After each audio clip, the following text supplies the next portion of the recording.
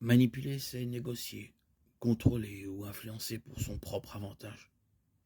La manipulation spirituelle est une technique utilisée par certaines églises et sectes abusives pour contrôler des individus et obtenir des gains, tout en donnant l'impression que leurs enseignements sont basés sur la Bible.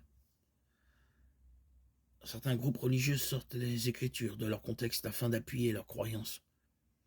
Ils isolent des textes de preuve et choisissent avec soin des versets pour persuader les non-informés que leur interprétation est correcte, allant même jusqu'à prétendre que seuls détiennent la vérité et que tous les autres ont tort. Certains ont même modifié la Bible et produit leur propre traduction pour soutenir leur parti pris religieux. Certaines dénominations utilisent la malhonnêteté scolastique pour manipuler. Elles utilisent des citations partielles de chrétiens du 1er siècle et d'éminents érudits bibliques pour suggérer qu'elles sont d'accord avec leur point de vue. Prenons par exemple la brochure « Devriez-vous croire à la Trinité » publiée par la société Watchtower, les témoins de Jéhovah. La page 7 contient une citation partielle de Justin Martyr, décédé vers 165 de notre ère, qui a qualifié le Jésus préhumain d'ange créé, qui est autre que le Dieu qui a créé toutes choses.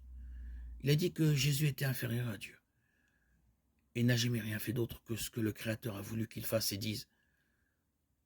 Ce qui manque dans cette citation partielle est significatif. Justin Martyr a dit que le Fils, qui est aussi la parole première engendrée de Dieu, est aussi Dieu. Nulle part Justin Martyr n'a dit que le Jésus préhumain était un ange créé. Au cours d'une conversation entre chrétiens, quelqu'un pourrait dire « Le Seigneur m'a dit que… » Cette déclaration met fin à la conversation car elle implique que, puisque Dieu a prononcé une parole, il ne peut y avoir de discussion supplémentaire. Ne vous laissez pas tromper par cette astuce. C'est une forme de manipulation spirituelle. Ou bien un prédicateur dit « Semez dans mon ministère et Dieu vous le rendra. Semez, vous récolterez. » Dieu n'est débiteur de personne. Une telle prédication pourrait-elle simplement être une demande d'argent abusive? Le prédicateur essaie-t-il d'influencer les gens pour son propre avantage financier?